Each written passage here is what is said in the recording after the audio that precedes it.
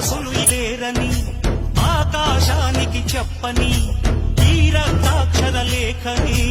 ఇప్పుడే పంపని అన్నం పుణ్యం ఎరగని మా సీమకి రమ్మని ఆహ్వానం అందించని మెరిసే చూపుని తొలగింది ముప్పు అని నీలి మప్పు మనసారా నవ్వని చిరుజల్లు ముంపు మన ముంగిలంత ముత్యాలే చల్లని ఆశాసు గంధమైన